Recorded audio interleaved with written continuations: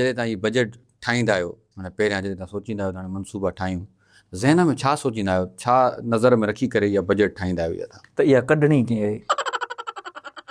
ठाहिण खां माना ईअं ठाहियूं जीअं असां कढी वञूं, ईअं न ठाहियूं जो माना जीअं हाणे वापसि कई आहे 130 रुपया वापसि करणी पए। छो जो ॾिसो न नुक़सान थो थिए, इहो माना वापसि पैसो वियो हलियो कंहिंजो वियो आवाम जो वियो, इन करे असां ठाहींदा। तकलीफ़ हिन खे इन से आहे, हे कंदा आहिनि या फॿऊं जेको आयो पंहिंजे पेट में, हे कुझु ख़ुदा खां बि तूं ग़रीब आहे, जे तूं माना हेठीं लेवल जो माण्हू आहे, तूं हेठों ईंदे त तूं तरक़ी कंदे, तूं अची थो डायरेक्ट मथां, तूं ईअं ज़लील ई ख़्वार मथां किथां थो अचां मां? तुंहिंजो ॻाल्हाइण जो लहजो जेको आहे न, हे बि कमु कोन ईंदे, हे चैनल, हे टीवी हिकिड़े इश्तिहार जी मार आहे, हे तुंहिंजे वेझो न ईंदा। सम्झी थो न ॻाल्हि? ॾिसो न, ही त आवाज़ आवाम जो आवाज़ आहे। आवाज़ तेसि ताईं आहे जेसि ताईं माना इश्तिहार नथो मिले, इश्तिहार मिलियो पोइ आवाज़ ख़तमु आहे। न ईअं त हाणे सभु चैनल बि ईअं न।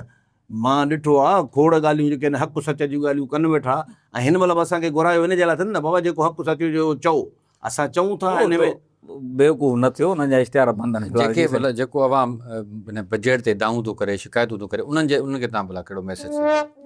असां बाबा पंहिंजी मज़दूरी कयो, राहक थियो कंहिंजा, जे ज़मीन न अथव त पंहिंजो वञी उहो कंहिंजी ज़मीन कायो तव्हां, अगरि जेकॾहिं तव्हां में सफ़ा न आहे त बाबा पटाटा वठो, खपायो, रेड़ियूं हणो, छोला खपायो, कुझु न कुझु कयो। घर में वेही असांजो इंतज़ारु कंदो त बजट में असां तरक़ी कंदासीं? सुते पे कंहिं तरक़ी कई आहे छा?